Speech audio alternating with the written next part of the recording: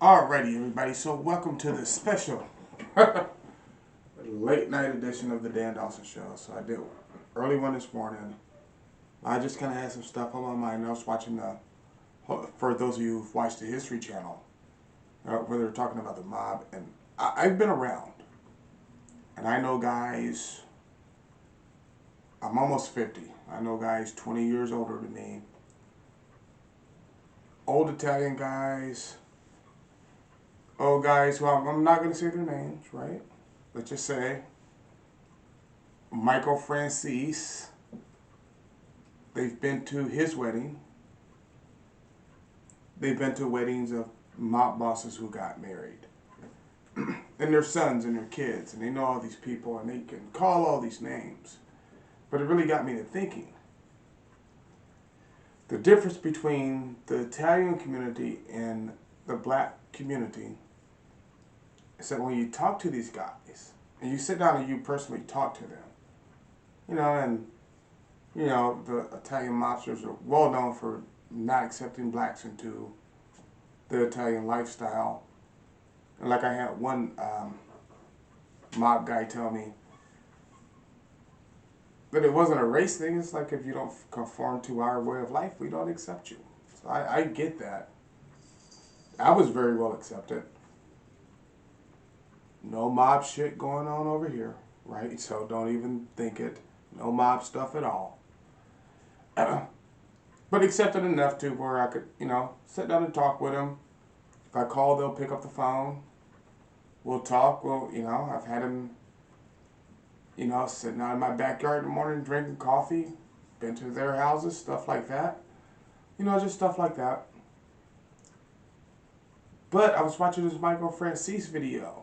And for those of you who don't know who Michael Francis is, he was a well-known capo in the Gambino crime family. And his own father took a hit out on him.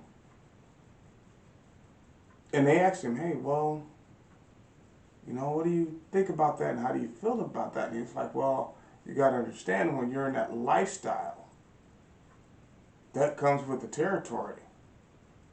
When you're a made man, and how many black rappers have made songs about being a made man?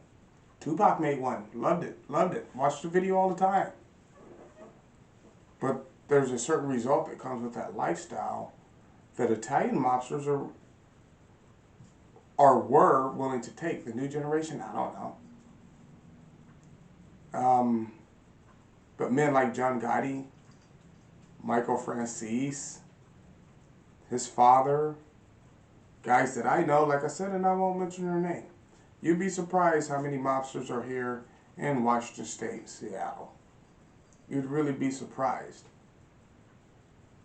And it really got me to thinking, like even when I worked with some Russian folks, some Russian people I knew, who ran the docks at the time in Seattle.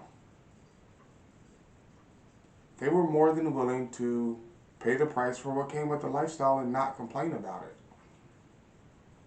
That doesn't happen so much in the black community. Oh, don't get me wrong. The old black gangsters, Frank Nitti, guys like that, Freeway Ricky Ross, they were willing to pay the price. Pay the price. So it really got me thinking, it's like, well, what is this dynamic that black gangsters aren't willing to pay the price, but Italian gangsters and Russian gangsters are? And here's what I realized. I'm comparing the so-called video gangsters to real gangsters who are willing to pay the price. Because I'm comparing John Gotti to Tekashi 6ix9ine. And it's not a fair comparison. Because, like I said, Frank Nitti, Freeway Ricky Ross, they did their time. They never ratted on anybody. John Gotti didn't rat. He died in prison. He took his time. Hell, even Martha Stewart took her time.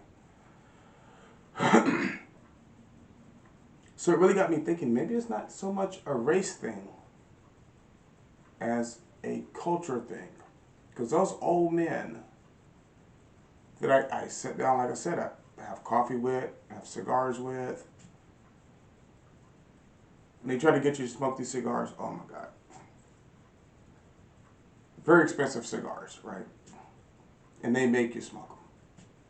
And they love their coffee and their homemade food. Good thing I'm a great cook, right? But and it really got me thinking it's a generational thing. And it goes back to hard men create soft times. Soft times create soft men. Soft men create hard times. Hard times create hard men. It's like a big cycle. So and I was really just kind of thought processing. And I was like, I have this all wrong. It's not about race. It's about generations. It's about generations. Because if you look at, like, LeBron likes carrying around the Malcolm X book. But if you look at a man like Malcolm X, who's willing to die for his beliefs, and a man like LeBron, that when China says play ball, you go play ball. When owners say, well, we're not paying you, you go play ball. You're not willing to sacrifice anything because you're the result of soft times created by hard men. But I was kind of thought processing that out. And, I just wanted to communicate to you, the viewer, that this is what I'm thinking. Like, these young kids, because it's not only, if you look at the latest generation in the mafia, I think they've kind of gotten back to the old ways. I don't know. I really don't talk to any of the young guys. I kind of talk to the old guys. And they tell me very interesting stories. Very interesting, very funny. So, we've gotten to a point too where these young soft men, in all cultures, black, Italian, Filipino, whatever the culture is, right?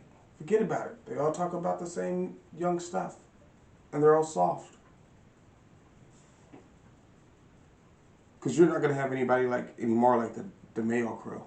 Or anybody like that. So, you're not going to have anybody like a Frank Nitti. It's just not going to happen. But when you get to thinking about, things have changed. The generation is soft. Dan Bongino, I think, is like 6 years older than me. So you have this 22-year-old guy afraid of a 55-year-old man, even though, honestly, I saw the video, one-on-one, Dan would have broke that guy so quick it wouldn't have been funny. But it was just a thought process. And I was thinking, okay, well, maybe it's the Italian culture is stronger than the black culture. Then I thought, no, there are black guys who've taken their charges and they'll ride for it. But those guys are all old. Then I looked at the Italian culture and I'm like, those guys are all old too. And it, to me, became a generational thing. So just a little thought process I had going on. I want to see what you think about it. Let me know in the comments below. Do you think this generation is soft? They have to roam in 20 to 30 people? Because when I was growing up, it was, let's get them up 1-to-1. Nobody interferes. I kick your ass or you kick mine. We can fight it out. And we'll be friends later on. Because you earn that respect. Which what it comes down to.